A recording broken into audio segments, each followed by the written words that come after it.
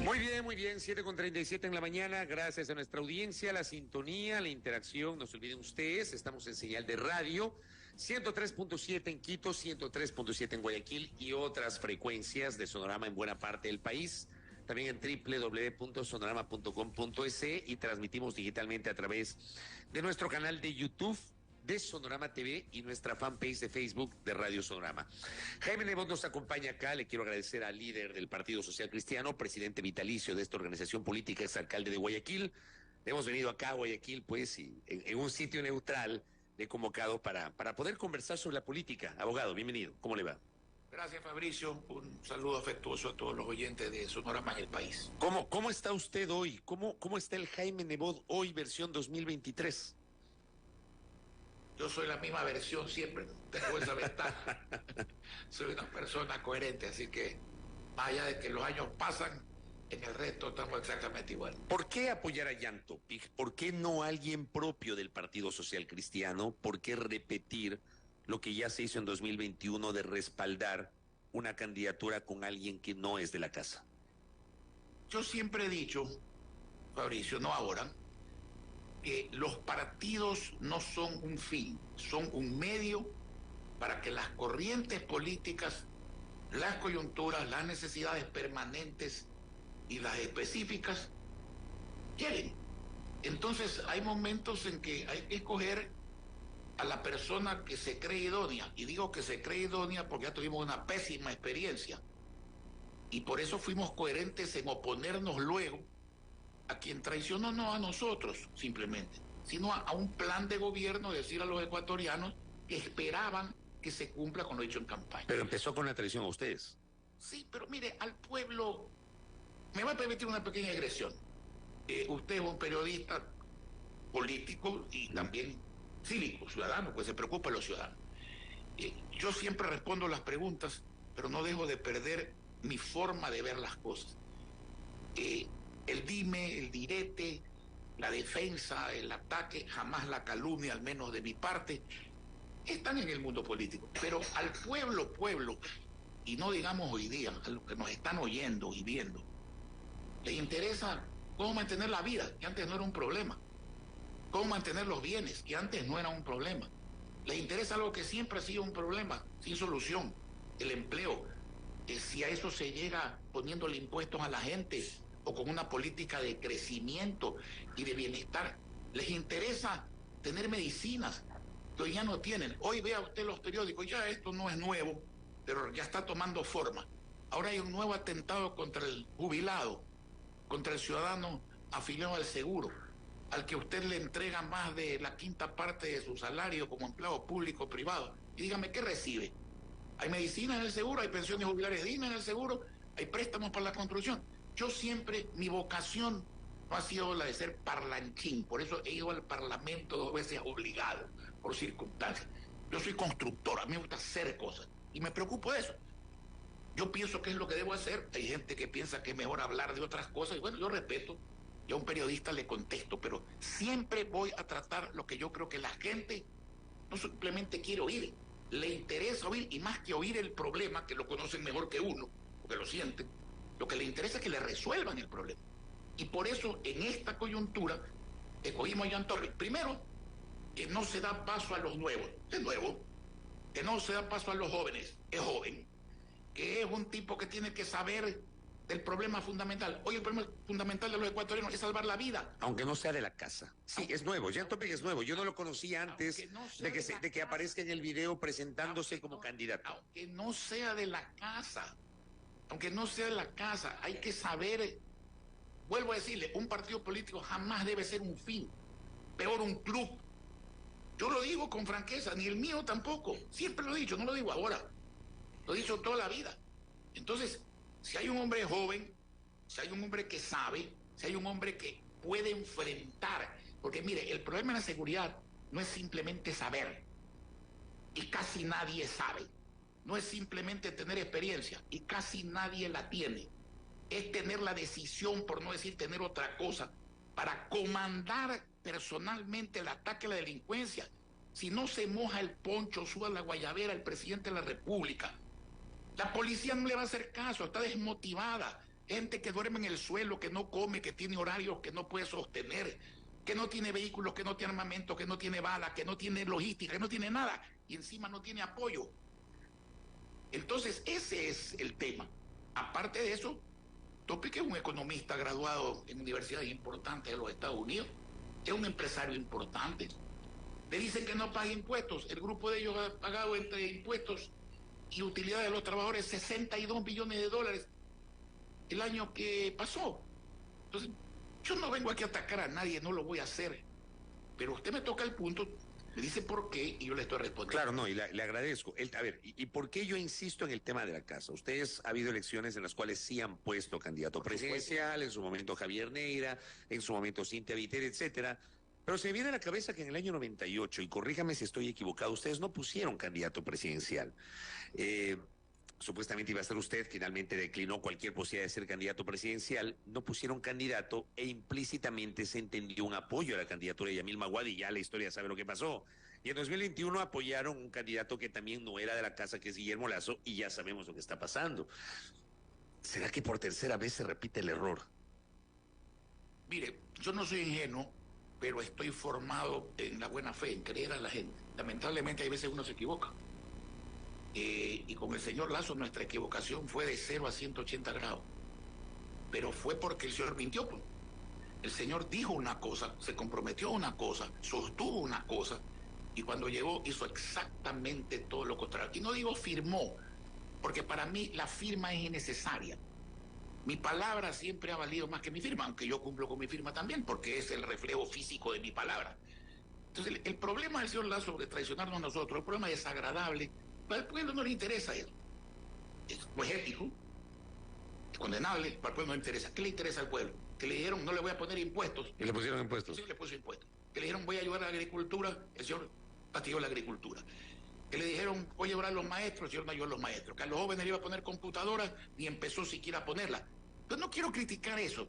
Esto es dentro de esta explicación de que afuera de este set hay decenas de miles de oyentes de esta radio que lo que están diciendo, a ver si entre estos dos señores me dan una luz, ¿no es cierto?, de cómo podemos salvar la vida, de cómo la delincuencia termina, de cómo puedo tener empleo, de cómo puedo curarme, de cómo puedo, perdónenme lo que le voy a decir, enterrar a una persona. Espero que no pase en otra parte, pero aquí se ha llegado al extremo de que hay gente que no tiene dinero para enterrar al padre o la madre.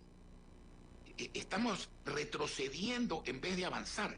El seguro social, ¿no? ¿Qué quieren que ahora la gente se jubile a los 65 años? Ya que está tocando eso, ¿usted qué le parece esa propuesta del comité, de la comisión que fue integrada por el presidente Lasso, que plantea aumentar de 30 a 35 años los años de aportación, manteniendo los 60 como límite de edad? Es decir, que 5 años más se trabaje para poderse jubilar. ¿Qué le parece a usted? A mí me gusta analizar qué hay detrás de las propuestas. ¿Y qué hay?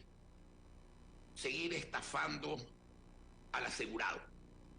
Hoy día usted entrega más de la quinta parte de su salario, empleado público o privado, a una entidad que se llama Seguro Social, que es un membrete, porque en el fondo los dueños de la plata somos los aportantes. ¿Qué reciben los aportantes? ¿Hay medicina en los hospitales del seguro? No hay. ¿Hay préstamos para la construcción como había antes? No hay. O sea, la gente que usaba el seguro para tener un techo, prestando su propia plata. Eso es lo cómico o tragicómico aquí. Prestando su propia plata, no hay. ¿Hay pensiones jubilares dignas? No hay.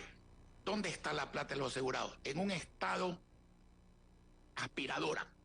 Chupa la plata, ¿para qué? Para pagar la deuda externa, y yo no digo para pagar la burocracia a quien respeto, ni el empleado público a quien respeto, para pagar también a pipones a quien no respeto y no deberían estar en el Estado. Entonces, ahora quieren más plata. Mire, hay que ser serio en esto. En el mundo la seguridad social tiene un problema. Hoy día la gente tiene menos hijos y por lo tanto hay menos afiliados progresivamente y la gente vive más y por lo tanto hay que atenderla por más tiempo. Ese es un problema actuarial que hay que resolver. Pero otros seguros del mundo no tienen los otros problemas que tienen los ecuatorianos. Aquí el seguro es asaltado permanentemente, asaltado desde dentro. Tiene exceso de personal. Y encima la plata se la lleva el Estado. Entonces ahora quieren más plata. Quieren más plata para seguir haciendo lo mismo. Yo no estoy de acuerdo con eso. Y si usted quiere sanear el seguro, que es devolverle la plata a los dueños, que ahora se la llevan, usted debería empezar por sanear el seguro de pillos. Nosotros presentamos una ley en la Asamblea. Está en trámite y espero que ¿Cuál fue esa ley? Que ningún gobierno a ningún título puede tocar el dinero de los asegurados.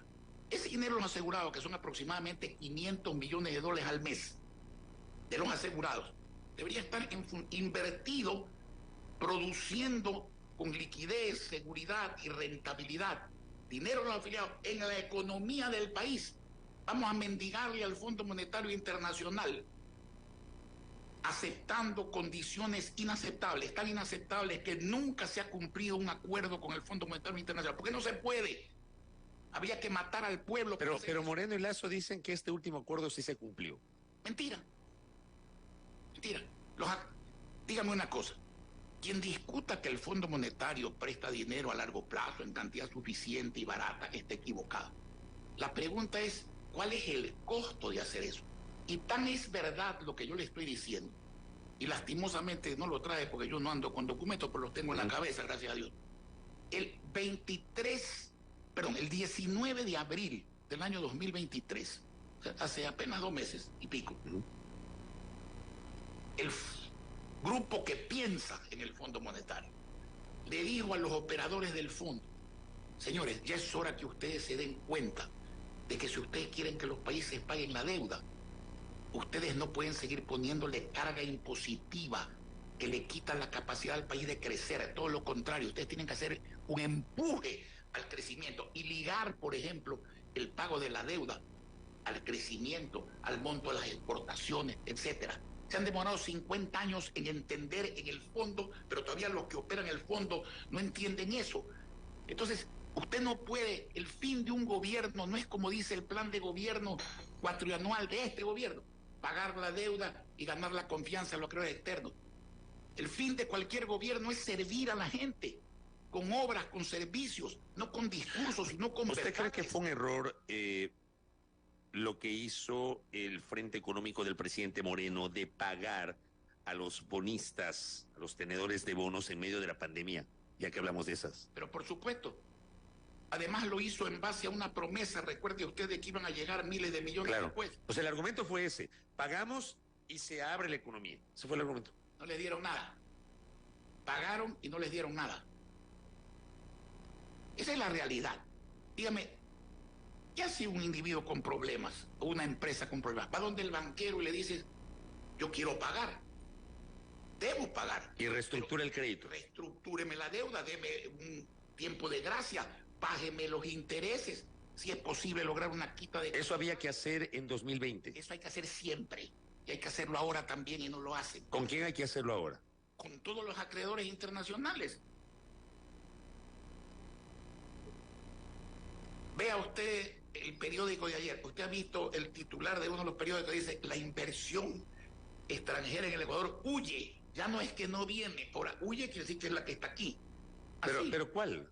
¿Cuál es la que ha llegado? Porque yo sí discuto eso. ¿Qué inversión extranjera ha llegado? Ninguna. Por eso, ninguna. Mire usted, Colombia tiene un presidente comunista. Colombia tiene devaluación, porque no está... Claro, tiene moneda propia. O sea, cuando usted va a Colombia y lleva $1 millón, en el transcurso de un año tiene $700,000. Solamente por la evaluación ha perdido $300,000. Es decir, para ganarse $1 usted tiene que ganar $301,000. En el Ecuador usted no tiene ese problema.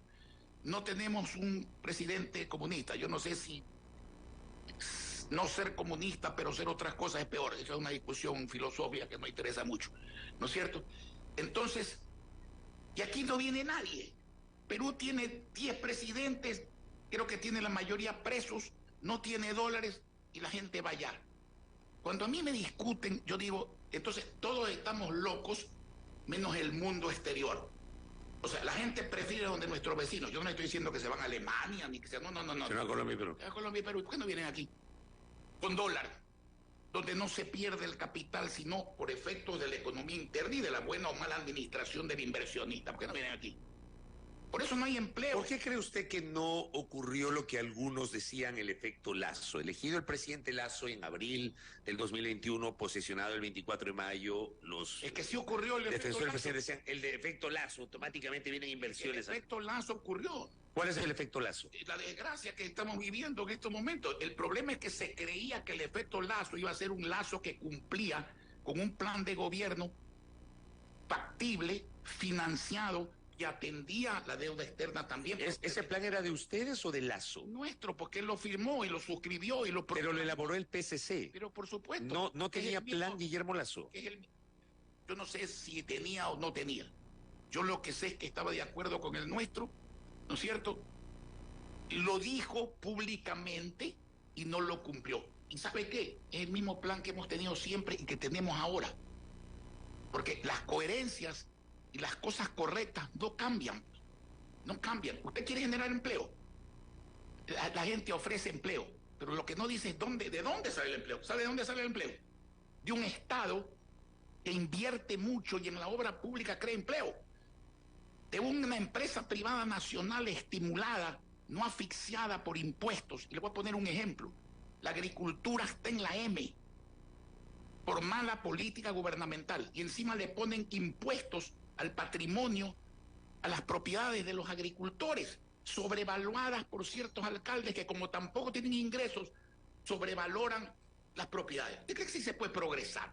Entonces, si usted hace que la economía privada funcione, que los negocios actuales crezcan, que la economía extranjera invierta y que se establezcan nuevos negocios, usted va a tener empleo. ¿Y cuál debe ser el papel del Estado, la inversión pública generada desde el Estado, desde la óptica suya? Gastar menos, invertir más. ¿Quiere usted hablar de eso? ¿Usted sabe cuál es la inversión para este presupuesto? 1.491 millones de dólares.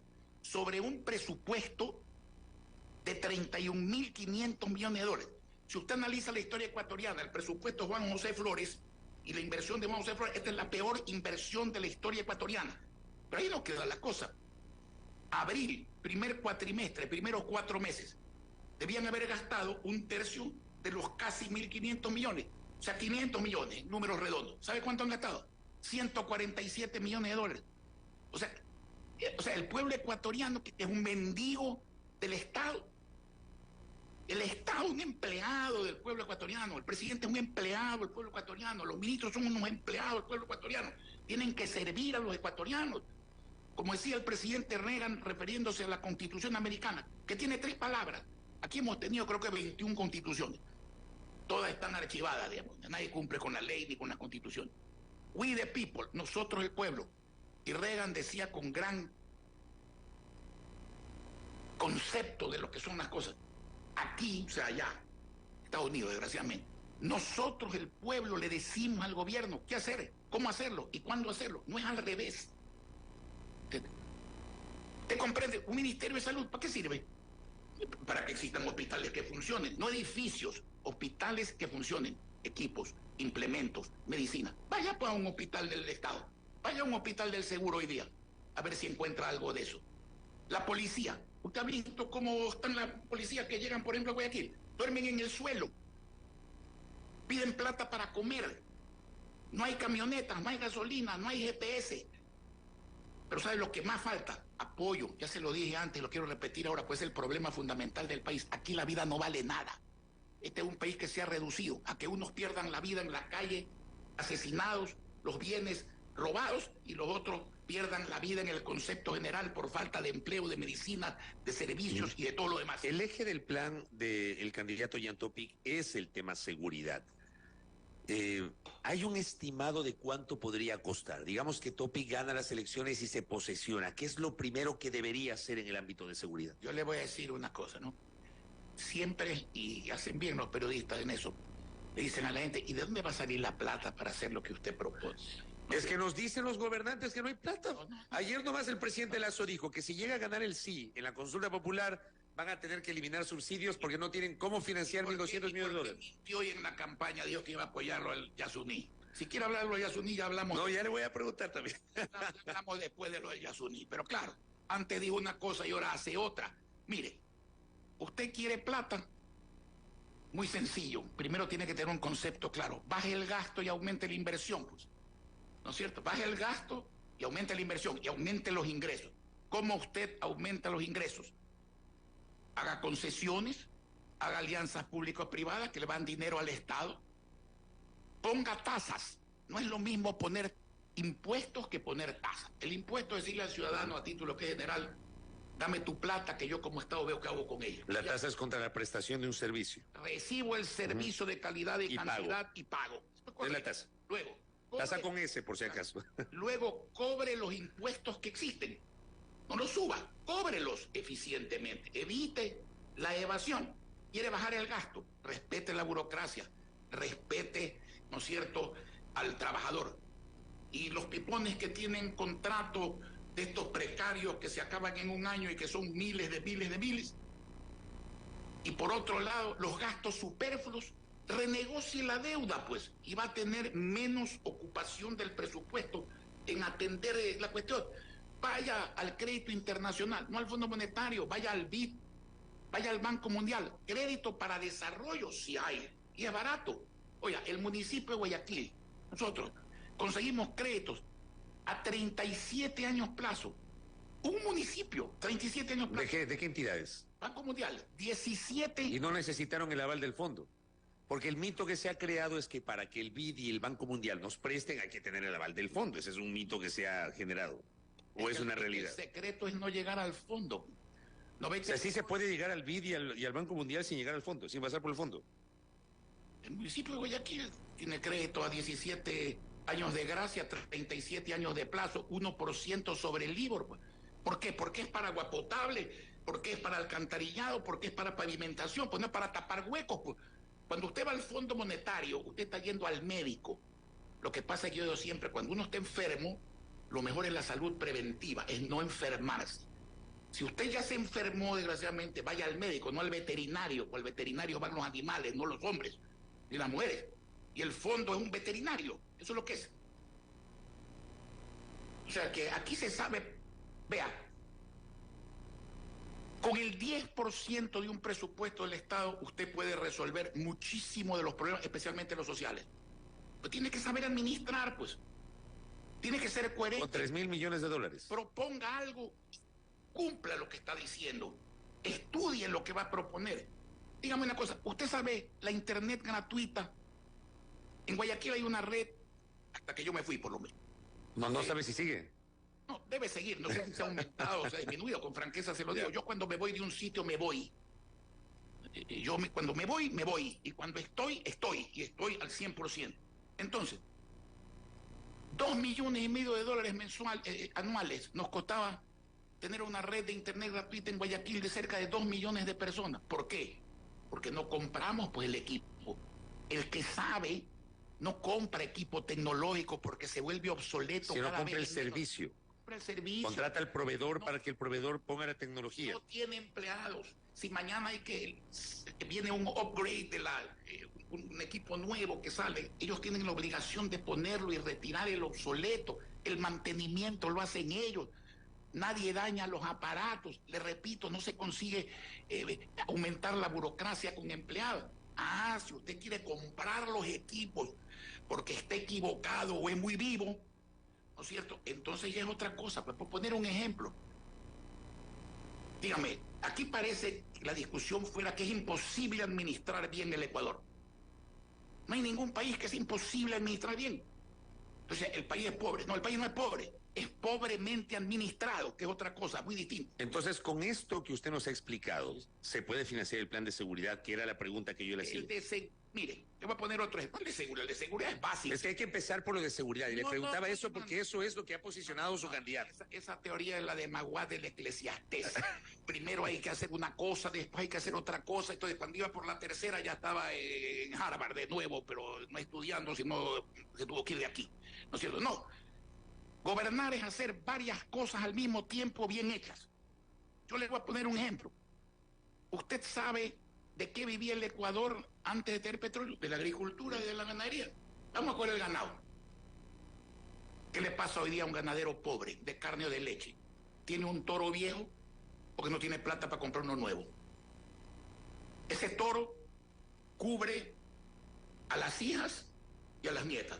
Resultado, poca leche, poca carne en un ganado mellado por esas circunstancias.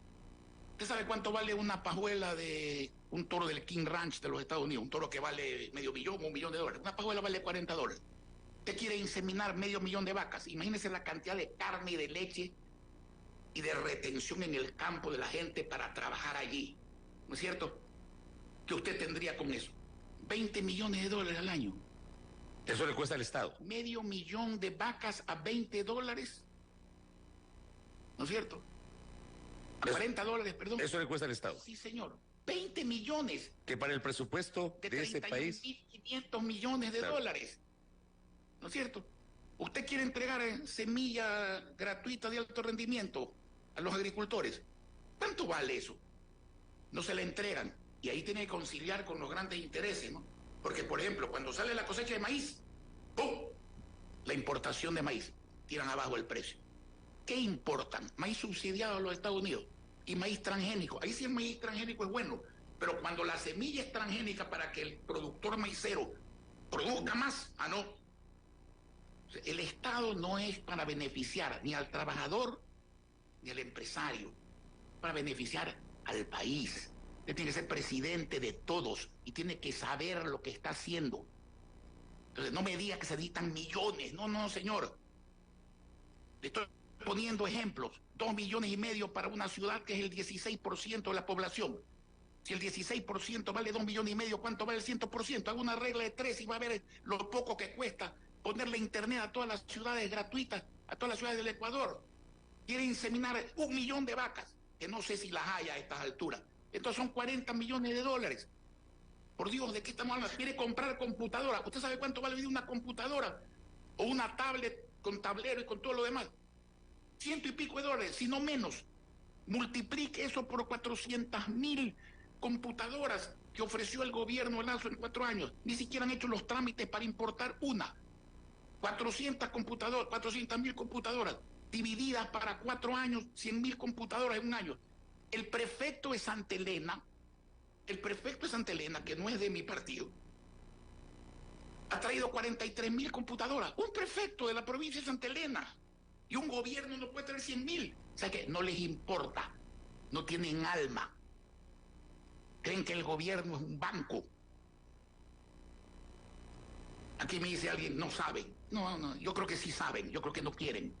Cuando uno no tiene compromiso con la gente pobre, cuando uno no tiene compromiso con el desarrollo, cuando uno no tiene compromiso con saber que el crecimiento es lo que saca adelante los países, no lo hace. Usted me ha hablado de seguridad, agricultura.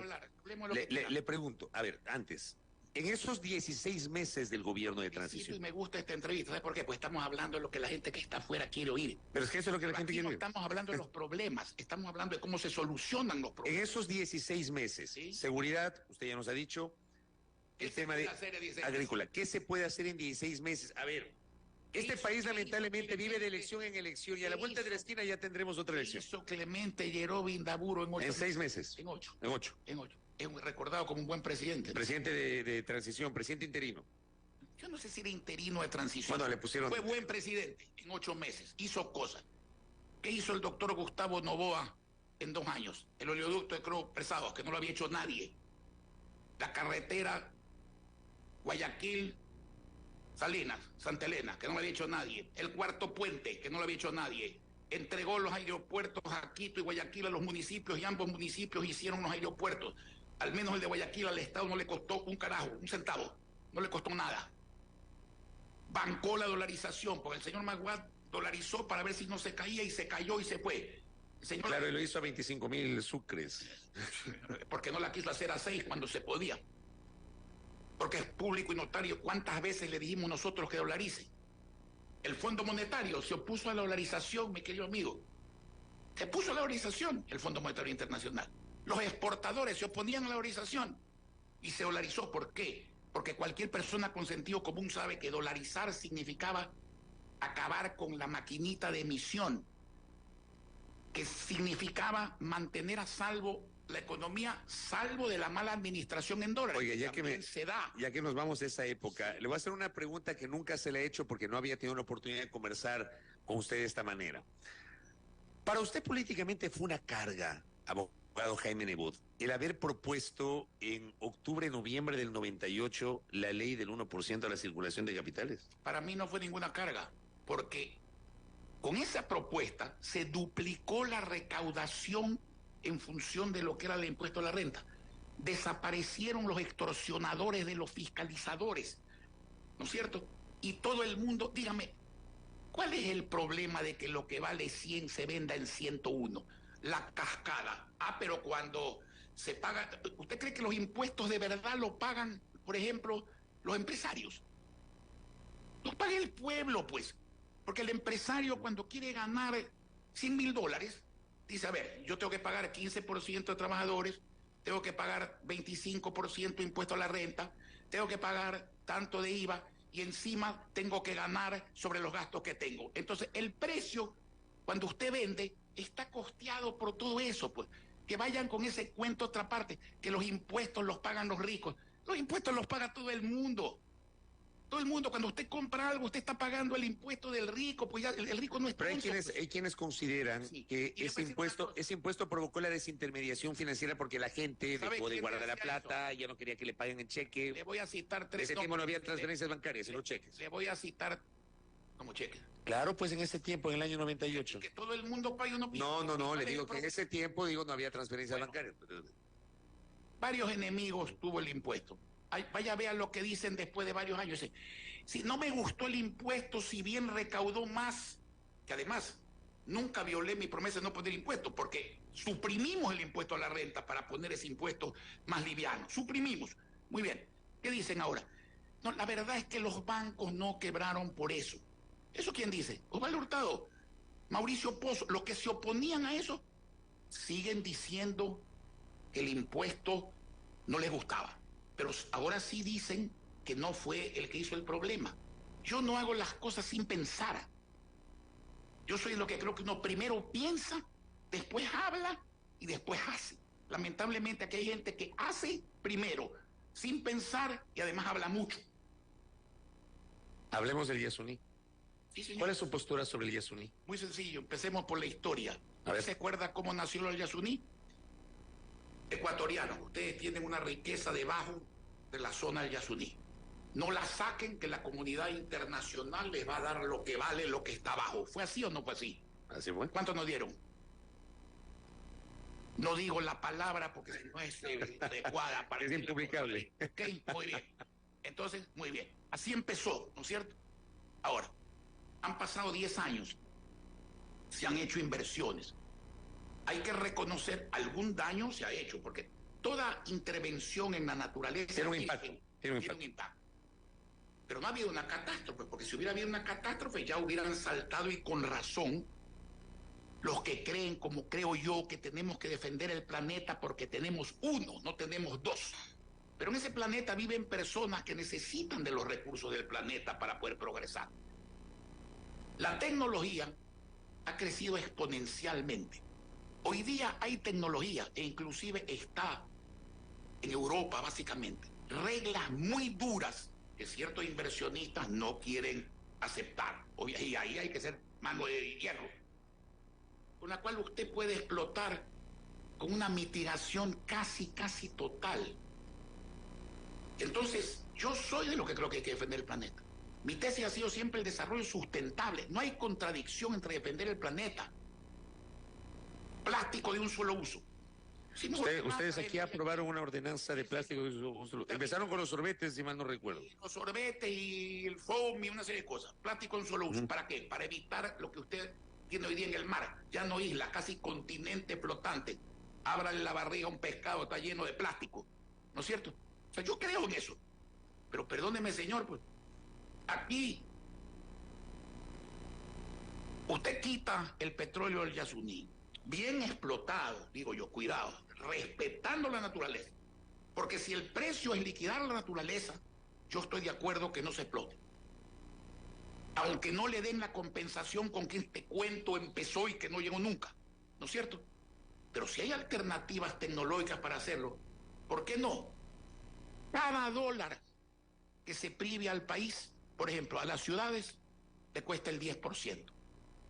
O sea, en $1.000 billones, 100 millones pierden las ciudades. ¿Cuánto van a perder todas las comunidades que viven en la Amazonía? ¿Cuánto inversión perdería Petroecuador en eso que dicen que para retirarlo se necesita 1 año y los técnicos dicen que se necesitan 5? ¿Qué demandas internacionales vamos a tener por contratos que ha hecho el Estado a través de Petroecuador con una serie de personas jurídicas en el mundo? ¿Quién va a reponer los 1.200 millones que se pierden en eso?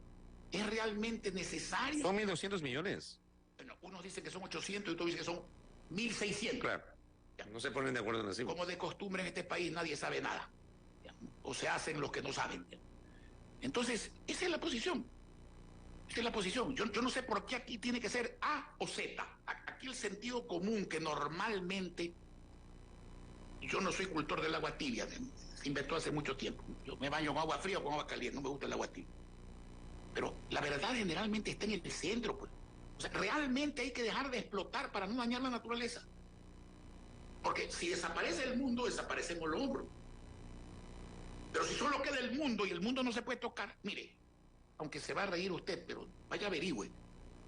Hay un grupo de gente que ha presentado un proyecto en la Asamblea donde se prohíbe, por ejemplo, sin excepciones, ¿no?, matar a los animales por asfixia. O sea, usted quiere comer cangrejo, ¿qué va a hacer? ¿Se lo come con el carapacho y con todo el cangrejo? ¿Qué va a hacer? O sea, no se puede hervir el cangrejo. Bueno, señor, ya, pues, o sea, los extremos no lo llevan a uno a ninguna parte. Usted en 2013 estuvo de acuerdo con la propuesta de Yasunidos de ir a una consulta popular. El municipio de Guayaquil aportó a la iniciativa Yasuní, concebida como antes. Pero el mundo no respondió, pues. Me refería yo a la consulta popular de los Yasunidos, que es lo que hoy vamos a votar. Yo soy favorable a cualquier consulta popular. Otra cosa es que no esté de acuerdo con las preguntas. Como voto en la consulta popular, ya es otra cosa. Pero es que ¿cómo no voy a estar de acuerdo con que se le consulte al pueblo? Este es el único país que yo conozco, mi querido Fabricio, en el mundo, que yo conozco, donde las cortapisas al pueblo se las pone el presidente y los legisladores. Ellos no tienen cortapisas y el pueblo puede preguntar lo que los legisladores quieren. Lo que la Corte Constitucional, que no responde a nadie, esa es otra novedad ecuatoriana. Usted sabe que hay un principio que el funcionario público tiene que responderle a alguien, ¿no es cierto? Bueno, aquí la Corte Constitucional no responde a nada. No estoy criticando a los señores miembros de la Corte Constitucional. Estoy criticando la institucionalidad. ¿Verdad que el gobierno le ha caído a la Corte? Bueno, una entidad que no responde ante nadie. Que es una república dentro de otra república. Este país necesita muchos cambios, señor. Pero es culpa del modelo constitucional. Por el hecho de que la Corte no responda a nadie. Resolver esto con una constituyente. No, las consultas populares son mucho menos, deberían ser muy buenas, pero por último, mucho menos dañinas. ¿Quién quiere que le defina una constituyente? La asamblea que se fue con poderes omnímodos. ¿Usted sabe lo que es eso?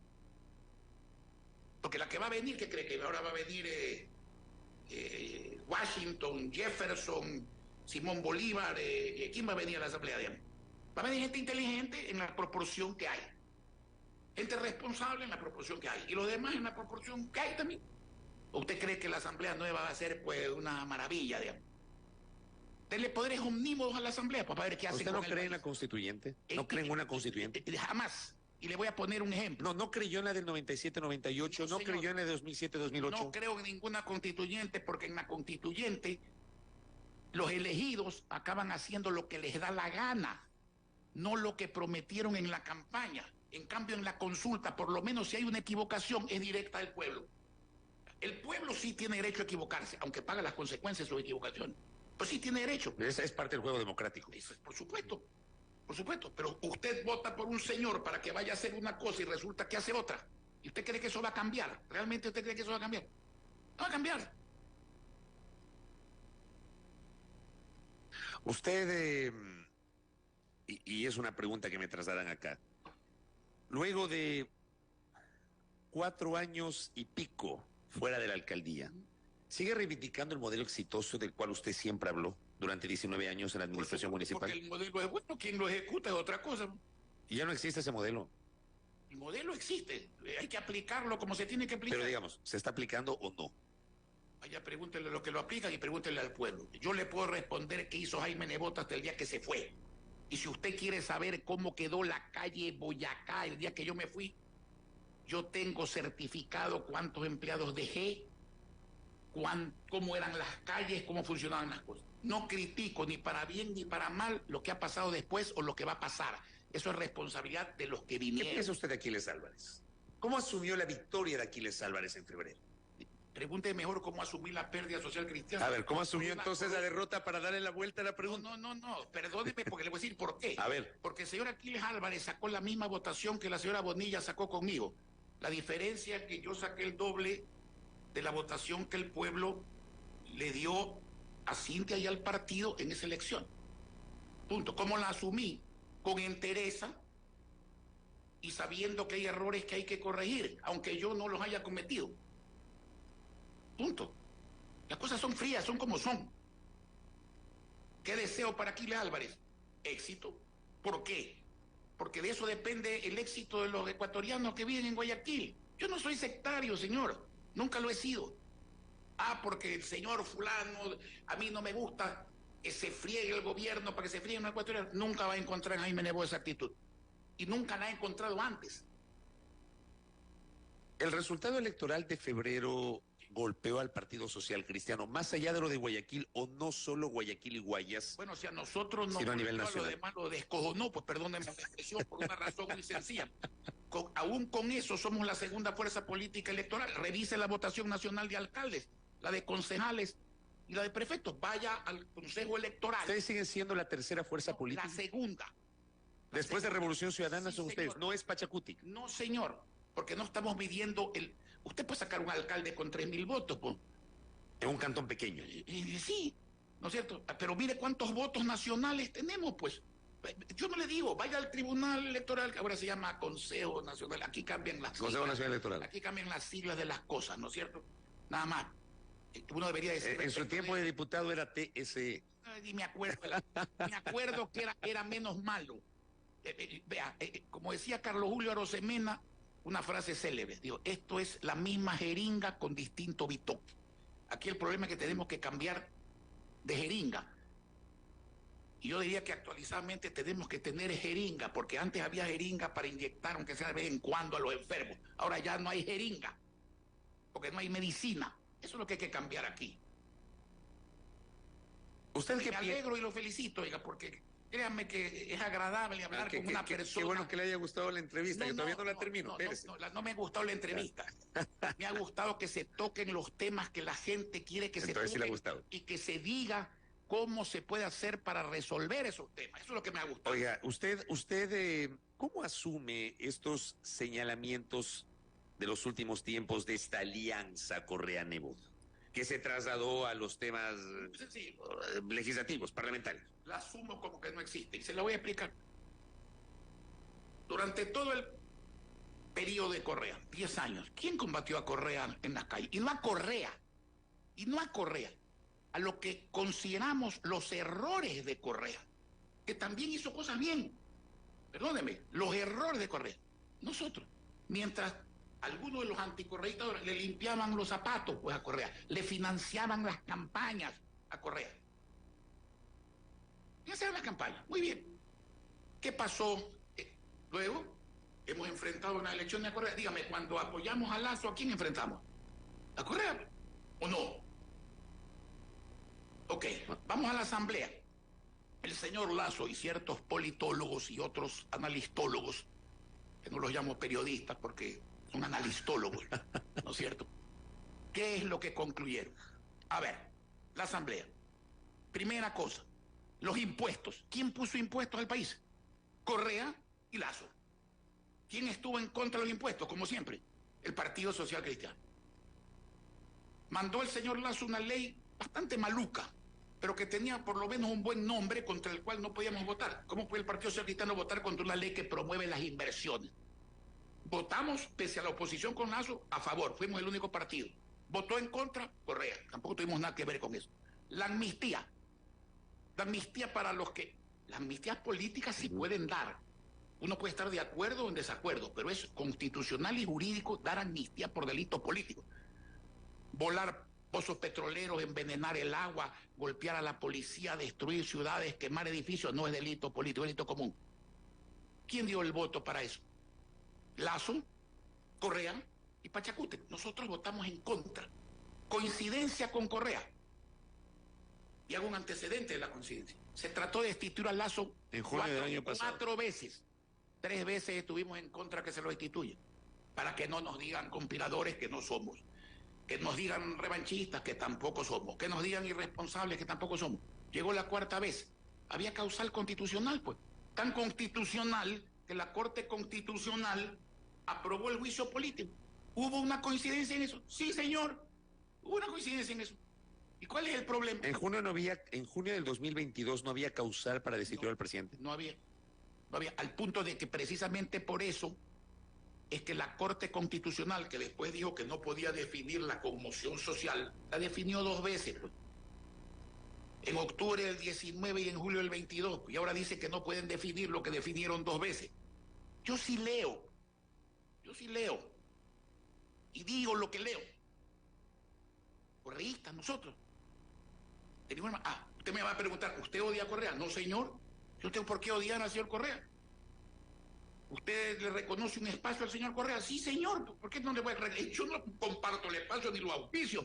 Porque el señor tiene un espacio en el electorado ecuatoriano. Claro que lo tiene. ¿Quiénes nos critican? Unos señores de Creo que ya no tienen ni las letras. Creo no puedo ni presentar candidatos para poner asambleístas en ninguna parte. ¿Sabe por qué? Pues no tienen votos. ¿Sabe algo? Yo algo que nunca he entendido y se lo digo a usted ahora. Sí. Usted en 2016 dijo, si la memoria no me es infiel, que usted no conocía al verdadero Guillermo Lasso. Sí, señor. ¿Cómo es que 4 años después termina usted respaldando la candidatura de Lasso? Porque pensé que era el menos malo. Y le digo con sinceridad. Eso nunca lo he entendido, ¿Sabe? perdóneme. Bueno, es que me va a entender, pues. Y esa es otra respuesta de que no soy correísta, pues. ¿Apoyar a Lasso para qué? Precisamente porque me oponía a Correa. Pero usted lea lo que yo firmé, pues. Dice, pese a las diferencias políticas y personales, dice. Así dice lo que yo firmé. Yo sé lo que firmo. ¿Y por qué no fuimos contra Lasso? ¿Por la traición? No. Porque él traicionó al pueblo ecuatoriano. Haciendo lo que no se debe hacer. ¿Qué proyección tienen ustedes de asambleístas para la próxima La legislatura? que el pueblo nos dé. No están haciendo cálculos números de ahí. Mire, yo siempre hago lo que hay que hacer para lograr un objetivo y después mido el objetivo. Si yo fuera Mandrake sería una tira cómica, digamos. Entonces no soy una tira cómica. Yo no adivino, mi amigo. Lo único que le puedo decir es una cosa, ¿no sé? A nosotros nos han matado muchas veces. Y aquí cabe la vieja frase, ¿no? Que dice, los muertos que tú mataste gozan de buena salud. Porque hay otros que ya están enterrados, eso sí, definitivamente. Eso quiere decir que no está muerto el PSC. No, que va a estar muerto, si no yo no estar aquí entrevistándolo a usted y usted entrevistándose a mí. Sí. Oiga, ¿cuál es su futuro político? Ninguno. Yo me fui de la política. ¿A usted le gustaría electoral. que en algún momento se reforme nuevamente la Constitución y se elimine esta restricción de 2 elecciones para un mismo cargo? Sí, en cuanto a alcaldes y legisladores y prefectos, que son administradores. No, presidente. No, yo creo que un presidente con 2 veces está bien. No le digo para participar yo. No, yo no voy a participar. Pero usted en algún momento, usted era partidario, usted no era partidario de esto que le llaman la reelección indefinida, que a mí no me gusta decir reelección, sino postulación indefinida. Sí. ¿Usted no era partidario, o sí? Yo fui partidario en el sentido que mientras la ley lo permitía, lo hice. Pero otra cosa es lo que la ley permite y otro lo que debe ser. Pero se ha aprobado. Mire, le voy a poner un ejemplo. Vea a los presidentes de Estados Unidos y vea a los senadores en Estados Unidos. Hay senadores que tienen 40 años, porque la experiencia sirve. Vea usted. Es que yo sí estoy de acuerdo, pero no me interrumpa. Yo creo que para legisladores y para concejales Sí, señor. sí debería haber postulación indefinida. Yo- ¿Por qué? yo- Porque se hace carrera. Por Yo supuesto. he cubierto 30 años los temas legislativos y supuesto. todos los días uno aprende. Por supuesto. Se hace carrera. Y he visto excelentes legisladores y otros de llorar como en todo en la vida. Sí, señor. Yo sí creo que, y yo le he dicho públicamente a mi audiencia desde hace años, Señor. pero sí me hace ruido para el caso del Ejecutivo, sea nacional, o incluso alcaldes y prefectos. ¿Por qué? Porque al final manejan recursos públicos y en el caso del Ejecutivo administra el poder. Está bien, pero yo le voy a decir lo siguiente. ¿Cómo maneja usted los recursos públicos? Porque si usted va a robar, puede robar en un mes, pues, o en 10 años, pues, y si es honesto, no va a robar nunca. Esto es tan sencillo como eso. Y mire, coincidimos con usted, salvo en un tema. Presidente, yo estoy de acuerdo con una reelección inmediata o saltando un periodo, me parece suficiente. Yo no pondría límites en concejales ni en legisladores, porque se necesita gente que sepa administrar. La discrepancia es que usted dice, bueno, los alcaldes también deberían ser como los presidentes. Yo creo que no. Yo creo que no. Además, si el pueblo a usted lo elige, también dele un papel al pueblo. Pues. El pueblo lo elige. ¿Y por qué lo elige? Porque ha hecho las cosas bien. A ver, ¿por qué no se reeligen algunos ahora? Porque no tienen los votos para reelegirse. Pues. El pueblo sabe que no sirven. Pues. O porque llegaron auspiciados por alguna fuerza política y personalmente no tienen. Y después ya no tienen una fuerza política, claro, ya no personalmente no tienen nada, entonces son nada. Pues ese es el problema. Pues. Oiga, me piden acá. Le voy a trasladar esta pregunta tal cual. Si Nebot sabe cómo hacer las cosas, ¿por qué él no es candidato? Porque desde 1998 dije que jamás volvería a optar a la presidencia de la República. Traté 2 veces de serlo, respeto la democracia, llegué a segunda vuelta en los 2 casos, en una gané la primera vuelta, pero en la segunda, respeto la democracia, y cuando decidí dedicarme a lo de Guayaquil, dije con claridad una frase que está allí pronunciada, ¿no es cierto? Y que la mantuve. Voy a hacer por Guayaquil lo que no pude hacer por el Ecuador. Y como ya tengo 76 años y hace 4 tenía 72, decidí que SUFI, en cuanto a mi participación electoral, no a mi participación cívica. Yo no estoy aquí de candidato a nada, mi querido amigo. Usted me preguntó por qué elegimos a Topic. Le dije por qué. ¿Y por qué voy a votar por él? Por eso. Porque además, para combatir el crimen hay que tener hasta la pinta, la voz, que se le note a uno que puede. Porque hay personas que pueden decir cualquier cosa, mi querido amigo. Un enanito puede decir que va a ser campeón mundial del salto en garrocha. Me tiene bien difícil, pues no puede ni parar la garrocha, menos saltar. Pues. Y no tengo nada contra los enanitos. Los enanitos son personas como somos nosotros, porque cada cual sirve para lo que sirve. Eso es todo. Así que de quién se admira de que no sea candidato. Si desde 1998, hace 25 años dije eso. Que cada que hay una elección me vienen con este cuento. Bueno, mi amigo, agradezco. ¿Usted lo pensó para 2017 o para 2021? ¿Lo pensó? No, señor, si lo hubiera pensado, lo hubiera hecho. Si hubiera estado de acuerdo con que pensarlo y hacerlo era lo No, porque le digo, porque usted en algún momento salió con un mensaje al país donde dijo no voy a ser candidato, ¿sí? Pero se asumía que lo estaba pensando, o no lo estaba pensando. Lo pensé antes de decirlo. No, pero digo, pensó en algún momento, a ver, yo en el 98 dije no voy a volver a ser candidato, pero lo voy a pensar en este momento, por el país, por la coyuntura, porque puede ser mi oportunidad. No, decidí que no. Y sigo pensando que no. Y con esto cierro, primero agradeciéndole por su tiempo. Le agradezco acá algunas personas dicen, ¿qué clase de socialdemócrata o de socialista es Nebot? ¿Usted ha cambiado o ha evolucionado o ha modificado? Siempre lo que es. Yo nunca he sido de derecha extrema porque la considero peor que el comunismo. Jamás, nunca. El comunismo por lo menos tiene el discurso. Mire, le voy a poner una anécdota simpática. Un día inauguraba yo una obra en el Guasmo y se me acercó una señora, estaba tomando una Coca-Cola en un kiosco, en invierno con gran calor. Mío, qué bien, abogado, que esté usted por aquí. No, le dije, señora, es mi deber. Sí, dice, porque antes los políticos nos engañaban, ahora ni siquiera nos engañan. Ya no los toman en cuenta el pueblo. Entonces, yo he dicho muy claramente, si usted recuerda cuando tuvimos la conferencia en Quito con Ricardo Lagos, hombre de izquierda, que fue allendista, y después fue el hombre que aperturó Chile hacia la China, pero con conciencia social. Entonces, yo lo voy a criticar a Ricardo Lagos porque fue allendista. Yo tengo que criticarlo, aplaudirlo por lo que es ahora. Yo siempre fui así. De la izquierda, el sentido social, aunque como no saben administrar, porque como decía Churchill, el socialismo se agota cuando se acaba la plata ajena.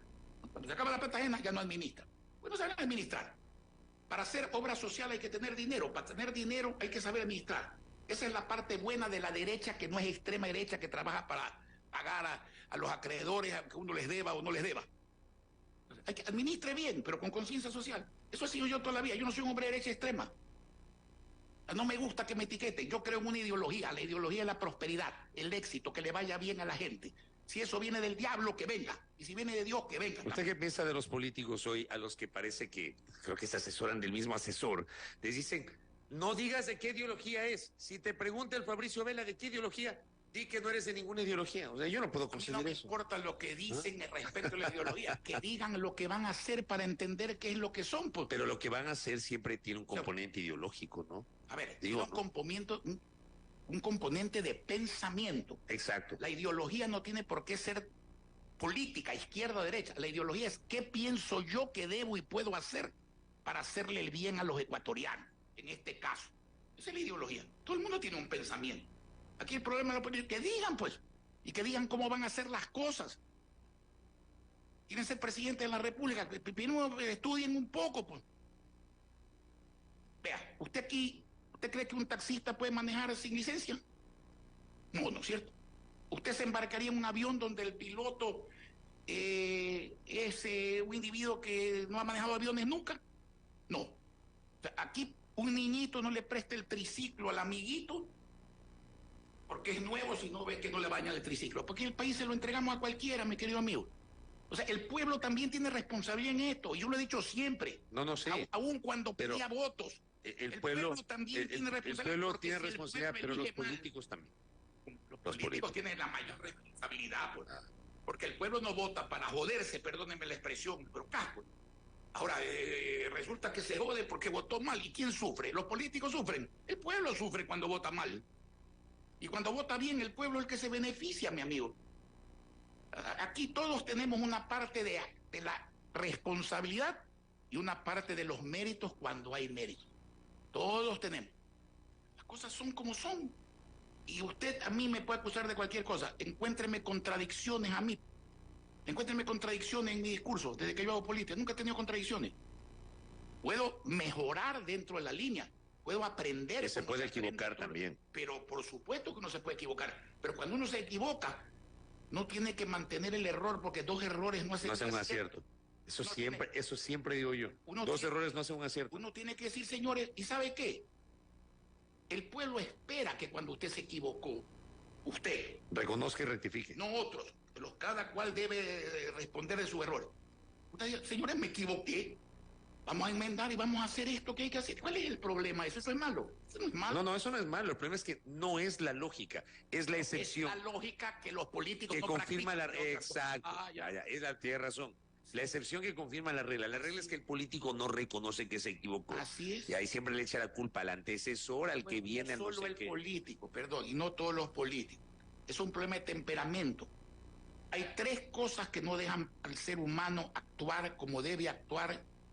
Yo digo siempre, con eficacia y con conciencia social, porque en todo hay esa dualidad de la eficacia y la conciencia social.